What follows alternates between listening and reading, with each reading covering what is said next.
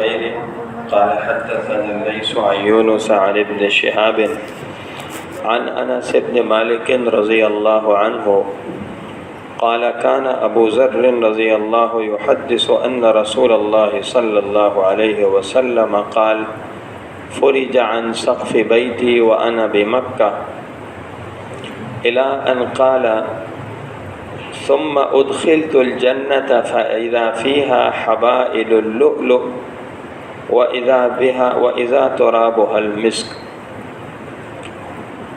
واقعہ معراج سے متعلق یہ حدیث ہے اور اس کا یہ آخری حصہ ہے جو گزشتہ مجلس میں بھی پڑھا گیا تھا۔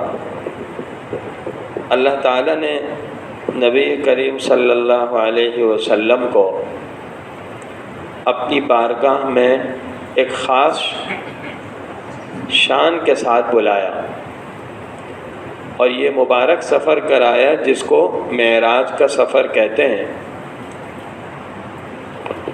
اور بیت اللہ سے یہ سفر شروع ہو کر پہلے بیت المقدس پہ اور پھر اس کے بعد وہاں سے آسمانوں کی طرف آگے بڑھا۔ حضور کریم صلی اللہ علیہ وسلم نے تمام انبیاء علیہم السلام کی امامت بھی کرائی۔ جبریل امین نے ہاتھ پکڑ کے آگے کیا۔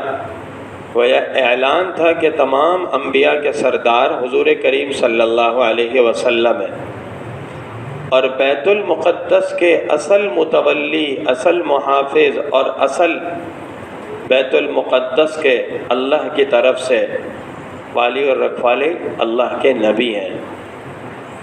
اور بعض روایات کے مطابق یہ واقعہ بعد میں پیش آیا معراج میں۔ یہ بھی اس سفر کا ایک پہلو ہے، اس کے بارے میں تھوڑی سی روشنی ڈالنی ہے آج کل کے حالات کے تناظر میں بھی۔ اللہ تعالیٰ نے حرمین شریفین کے بعد جو زمین سب سے مقدس بنائی ہے وہ شام کی زمین ہے۔ الارض التي بارکنا حولها،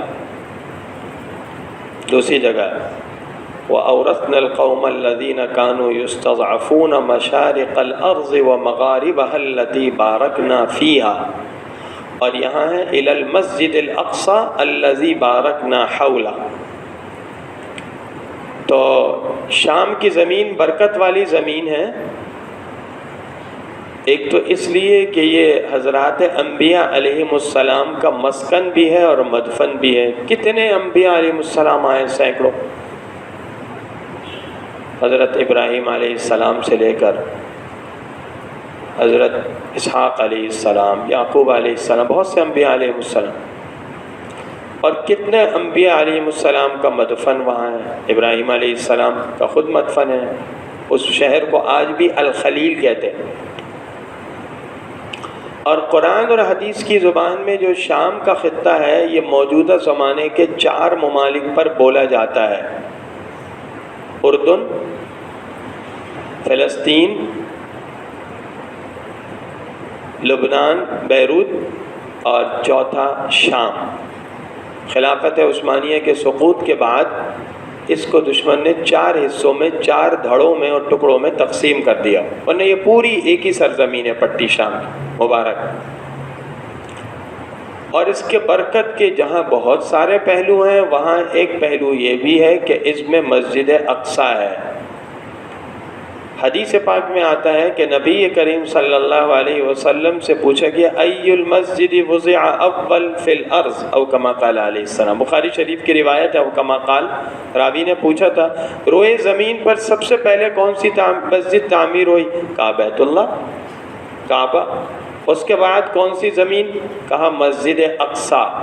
پوچھا گیا کم بینہما، بخاری شریف کی روایت ہے، کتنے دونوں میں فاصلہ تھا؟ کہا 40 سنتاً، 40 سال کا۔ حضرت آدم علیہ السلام نے تعمیر کی، 40 سال بعد پھر بیت الاقصیٰ، مسجد اقصیٰ تعمیر ہوئی، اور بعد میں پھر انہی بنیادوں پر حضرت سلیمان علیہ السلام نے باقاعدہ اس کو اٹھایا اور تعمیر کرایا مسجد اقصیٰ کا، جس کا قرآن میں بھی ذکر ہے۔ ایک شان کے ساتھ اپنی نگرانی میں کھڑے ہو کر لاٹھی سے سہارا لے کر جنات سے تعمیر کرایا۔ اور حدیث پاک میں آتا ہے کہ مسجد حرام میں نماز پڑھنے کا ثواب 1,00,000 گنا ہے بیت اللہ میں، پوری مسجد میں، اور مسجد نبوی میں نماز پڑھنا عام مسجدوں کے مقابلے میں 10,000 گنا، اور مسجد اقصی میں نماز پڑھنے کا ثواب 1,000 گنا۔ مسجد حرام میں 1,00,000، مسجد نبوی میں 10,000، ایک روایت کے مطابق 50,000، دونوں حدیثیں۔ جو زیادہ مستند ہے اس میں 10,000 ہے، لیکن بہرحال دونوں روایتیں صحیح ہیں۔ اور تیسرے جو ہے مسجد اقصی میں 1,000 نمازوں کا ثواب ہے۔ حضور صلی اللہ علیہ وسلم سے پوچھا گیا، کہا وہ محشر کی زمین ہے، وہیں حشر قائم ہوگا، انبیاء کی زمین بھی اور محشر کی زمین ہے، میدان محشر وہیں سجے گا شام میں۔ حضور نے ترغیب بھی، اور کسی اگر نہ جا سکوں پوچھا، فرمایا وہاں تیل بھیج دو، مسند احمد کی روایت، مسجد میں جلانے کے لیے تیل بھیجا جاتا تھا، چراغ کے لیے تیل بھیج دو، یہ ایسا ہے جیسے وہاں گئے، وہاں کسی قسم کا تعاون بھیج دیا، امداد بھیج دی، مسجد اقصی کے لیے کوئی چیز بھیج دی۔ تو بڑی فضیلت والی جگہ ہے، اور اللہ تعالیٰ نے روئے زمین پر مسجدوں میں ان 3 مسجدوں کو سب سے زیادہ فضیلت دی ہے۔ لا تشد الرحال الا الى 3 مساجد، صرف 3 مسجدیں ایسی ہیں جن کے لیے خصوصی طور پر سفر کرنا درست ہے۔ یعنی یہ نظریہ کہ جی میں فلاں مسجد میں نماز پڑھوں گا، فلاں جگہ نہیں پڑھوں گا اس لیے کہ اس مسجد میں نماز کا ثواب زیادہ ہے، اس میں کم ہے، یہ غلط ہے، ایسا نہیں۔ ثواب کے اعتبار سے سب مسجدیں برابر ہیں، یہ نہیں کہ فلاں مسجد کا ثواب زیادہ ہے فلاں کا کم۔ ہاں 3 مسجدیں یہ ایسی ہیں کہ ان کا ثواب عام مساجد سے زیادہ ہے، اس لیے ان 3 مسجدوں میں سے کسی مسجد کی طرف اگر کوئی آدمی سفر کرے اور ذہن میں ہو کہ جی میں اس لیے جا رہا ہوں کہ یہاں ثواب زیادہ ملے گا، تو یہ درست ہے۔ اور علماء نے کہا کہ مسجد نبوی کے لیے جائے تو خاص طور پر روضہ اطہر کی زیارت کی بھی نیت کرے، اس لیے کہ مسجد نبوی میں فضیلت کس وجہ سے ہے؟ روضہ مقدسہ کی وجہ سے، اور اس میں احادیث بھی ہیں، تو نیت کرے کہ میں نبی کریم صلی اللہ علیہ وسلم کے روضہ اقدس پر حاضری، حضور کی خدمت میں حاضری، حضور کی خدمت میں سلام پیش کرنے کے لیے جا رہا ہوں۔ من زار قبری فقد وجبت لہ شفاعتی، اس مضمون کی اور بھی روایات ہیں، فرمایا جس نے میرے قبر کی زیارت کی اسے میری شفاعت ملے گی، جس نے میری زیارت کی میرے جانے کے بعد دنیا سے، ایسا ہے جیسے دنیا میں میری زیارت کی۔ اب یہ ایک نقطہ جو عرض کرنا ہے، باتیں تو بہت ساری ہیں آج کل، وہ عرض نہیں کرنی، جو حدیث میں جو گئی ہے، آیا بعض حدیث میں کہ مسجد اقصی بھی حضور صلی اللہ علیہ وسلم تشریف لے گئے۔ یہ مسجد اقصی کی حفاظت امت مسلمہ کے مسلمانوں کے ذمے ہے کئی پہلوؤں سے، اس میں سے ایک یہ ہے کہ یہ حضور صلی اللہ علیہ وسلم کا مسرح ہے، یعنی معراج کے رات حضور صلی اللہ علیہ وسلم وہاں سے تشریف لے گئے، قبۃ الصخرہ، اس کی ایک نشانی بھی قائم، باقاعدہ قبہ، وہاں سے حضور صلی اللہ علیہ وسلم پھر آسمانوں پر تشریف لے گئے۔ یہ وہ جگہ ہے جو منتخب ہوئی اس دنیا میں حضور صلی اللہ علیہ وسلم کے آسمانی سفر کے لیے۔ دنیا سے آسمانی سفر یہاں سے شروع ہوا، پہلے بیت اللہ سے کہاں تک؟ بیت المقدس تک، یہ دنیاوی سفر تھا۔ اب جب آسمانوں پر چڑھنا ہے تو اس کے لیے اس مقدس جگہ کا انتخاب ہوا، اور یہاں سے حضور صلی اللہ علیہ وسلم آسمانوں پر تشریف لے گئے۔ اور اسلامی تاریخ بتاتی ہے کہ تقریباً 1450 سال یہ جگہ مسلمانوں کے پاس رہی ہے۔ حضرت عمر رضی اللہ عنہ کے زمانے خلافت میں ہجرت کے 16ویں سال فتح ہو گیا، بازنتی لوگوں نے، حکمرانوں نے چابی حضرت عمر رضی اللہ عنہ کو حوالے کر دی، قدموں میں ڈال دی۔ اور اس کے بعد جب فاطمیوں کا دور تھا مصر میں، ان کی وجہ سے پھر وہ بیت المقدس مسلمانوں کے ہاتھ گیا، تو اللہ تعالیٰ نے چھٹی عیدویں میں پھر سلطان صلاح الدین ایوبی رحمہ اللہ کو، جو ایک کرد تھے، عرب نہیں تھے، کرد تھے، اللہ کا انتخاب ہے، ان کو کھڑا کیا، اور اس کے بعد تقریباً 700 سال کے لگ بھگ مسلمانوں کے پاس رہا۔ 1948 میں یہ اسرائیل کے نام پر یہ حکومت وجود میں آئی، ان کی اپنی کوئی جگہ نہیں تھی، یہ مارے پیٹے تھے، ہٹلر کے دھتکارے ہوئے مارے ہوئے یہ بھیک منگے آئے، اور انہوں نے کہا ہمیں گھر میں پاؤں داخل کرنے دو، پاؤں داخل کیے، پھر بیٹھ گئے، پھر آہستہ آہستہ انہوں نے تسلط کیا، قبضہ کیا۔ تو سوال یہ ہے کہ یہ بیت المقدس کے اصل متولی کون ہے؟ وہ کہتا ہے ہم ہیں، وہ کہتے ہیں ہم ہیں۔ عام طور پر یہ سوال اٹھتا ہے کہ جی یہودی کہتے ہیں ہم بنی اسرائیل ہیں، تو بیت المقدس میں بنی اسرائیل کے انبیاء رہے ہیں، ہمارے باپ دادا، لہٰذا ہم ہیں۔ اصل بات یہ نہیں ہے۔ اصل بات یہ ہے کہ قرآن و حدیث سے ہمیں یہ بات صاف طور پر پتہ چل رہی ہے کہ تمام آسمانی دین، مذہب، تمام انبیاء برحق ہیں، اور یہودیوں کا تورات پر عمل ہے، وہ اس کو مانتے ہیں، اپنے نبی حضرت موسیٰ علیہ السلام کو، عیسائی حضرت عیسیٰ علیہ السلام کو، انجیل کو مانتے ہیں، اور مسلمان جناب رسول اللہ صلی اللہ علیہ وسلم کو مانتے ہیں اور قرآن کو۔ لیکن ایک فرق ہم میں اور ان میں یہ ہے کہ یہودی تورات کے علاوہ کسی کتاب کو نہیں مانتے، کسی نبی کو نہیں مانتے اپنے نبی کے علاوہ، عیسائی حضرت عیسیٰ علیہ السلام کے علاوہ کسی کو نہیں مانتے۔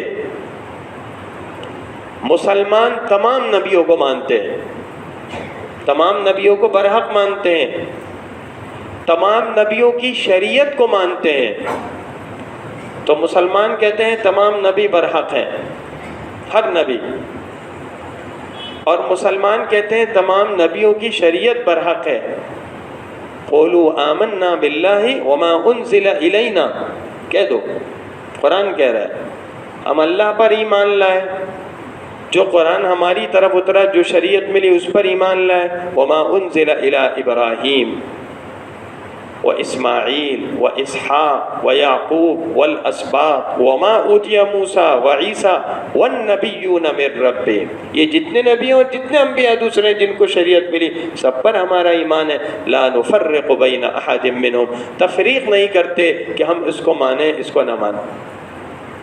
تو ہمارا سب نبیوں پر اور سب نبیوں کی شریعت پر ایمان ہے، اور اس پر عمل بھی ہے۔ وہ اس لیے کہ تمام انبیاء علیہ السلام جو آئے تھے دو بنیادی دعوت لے کر آئے تھے، ایک توحید کی اور دوسرا رسالت کی، کہ میں اللہ کا رسول ہوں، اور یہ دعوت لے کر آئے کہ جب نبی آخر الزمان آئیں گے، آخری نبی آئیں گے، تو تم نے ان کو ماننا ہے، ان کی شریعت پر عمل کرنا۔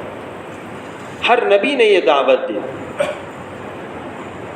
اور اللہ تعالیٰ نے یہ وعدہ ہر نبی سے بھی لیا۔ وَإِذْ أَخَذْنَا مِنَ النَّبِيِّينَ مِيثَاقَهُمْ وَمِنْكَ، قرآن کہتا ہے آپ سے بھی لیا، پچھلے نبیوں سے بھی لیا، اور آگے ہے وَأَخَذْنَا مِنْهُمْ مِيثَاقًا غَلِيظًا، بڑا پکا وعدہ لیا تھا۔ دوسری جگہ ارشاد ہے سورہ آل عمران میں وَإِذْ أَخَذَ اللَّهُ مِيثَاقَ النَّبِيِّينَ لَمَا آتَيْتُكُم مِّن كِتَابٍ وَحِكْمَةٍ ثُمَّ جَاءَكُمْ رَسُولٌ مُصَدِّقٌ لِّمَا مَعَكُمْ لَتُؤْمِنُنَّ بِهِ وَلَتَنصُرُنَّ، اللہ نے ہر نبی سے عہد لیا تھا کہ اگر وہ عظیم الشان رسول آ گئے جو تمہارے مضمون کی، تمہاری شریعتوں کی تصدیق کرتے ہیں، لیکن وہ آخری رسول ہیں، تو تم نے ان کی پیروی کرنی ہوگی، ان کو سچا سمجھنا ہوگا۔ قال اقررتم واخذتم على ذلكم اصری قالوا اقررنا، اللہ نے عہد لیا، اقرار کیا، مان لیا، سب نے کہا اقرار کیا۔ قال فاشهدوا وانا معكم من الشاہدین، تو وہ چیز جس پر سارے نبی گواہ ہیں، جس پر اللہ گواہ ہے کہ اب نبوت صرف حضور کریم صلی اللہ علیہ وسلم کی، حضور صلی اللہ علیہ وسلم کے تشریف لانے کے بعد اب شریعت صرف حضور صلی اللہ علیہ وسلم کی، اب دستور حیات حضور صلی اللہ علیہ وسلم کا، اب نظام زندگی حضور کا لایا ہوا، لہٰذا مسلمان سب نبیوں کو مان رہے ہیں، اس لیے کہ تمام نبیوں نے یہ کہا تھا کہ پیروی اب نبی آخر الزمان کی کرنا، ہمارا وقت ختم ہو جائے گا ان کے آنے کے بعد، ہماری شریعت ختم ہو جائے گی، ہماری کتابیں منسوخ ہو جائیں گی، لہٰذا مسلمان تمام انبیاء پر ایمان رکھتے ہیں، حضور صلی اللہ علیہ وسلم کو نبی مانتے ہیں، حضور کی شریعت پر عمل کر رہے ہیں، اور تمام وَمُهَيْمِنًا عَلَيْهِ، قرآن کہتا ہے یہ اتھارٹی ہے، یہ کتاب، یہ قرآن، یہ شریعت، یہ کسوٹی ہے پچھلی شریعتوں کے لیے، کہ پچھلی شریعتوں کی جو بات اس شریعت اور کتاب کے مطابق ہو اس کو ماننا، اس کو نہیں ماننا۔ لہٰذا بیت المقدس کے اصل امین، اصل متولی اور بیت المقدس کے اصل مالک و فاتح مسلمان ہیں۔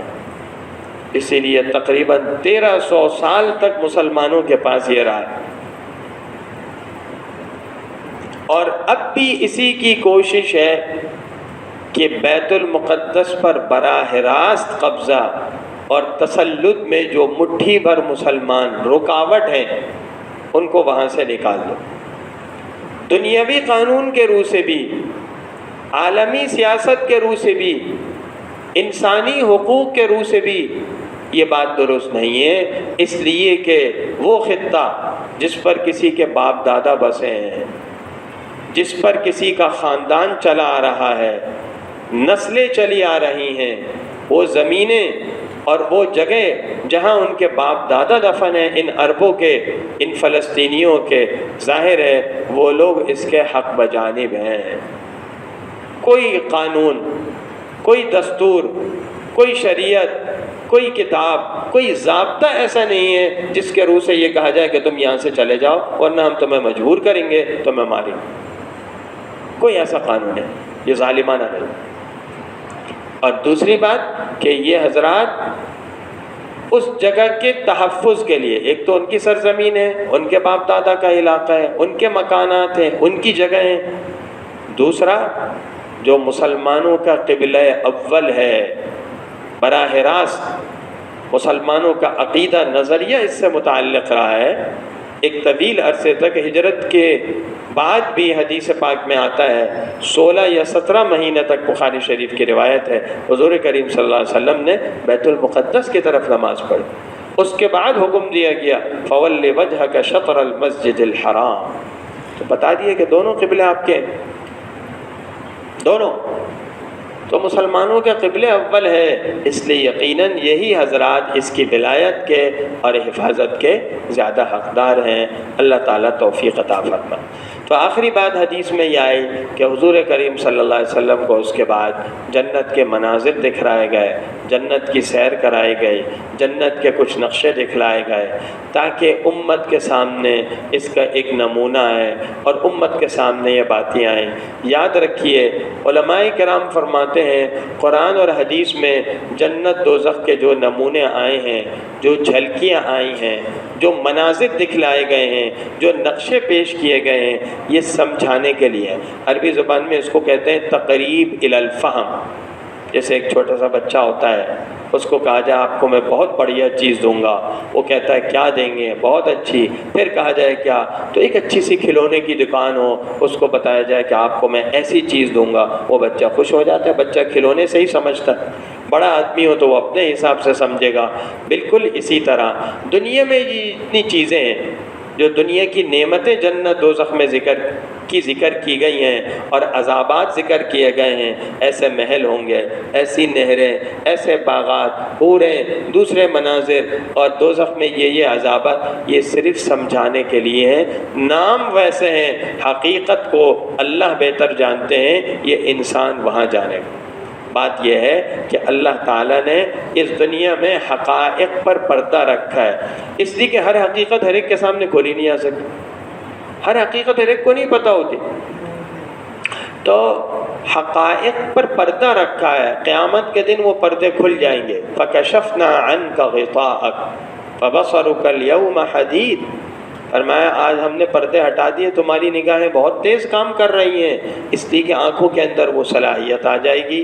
لہٰذا یہ ایمان رکھنا چاہیے کہ جنت دوزخ کی جو باتیں، آخرت کی جو باتیں قرآن و حدیث میں برحق ہیں، البتہ ان کی حقیقت کیا ہے اللہ بہتر جانتے ہیں۔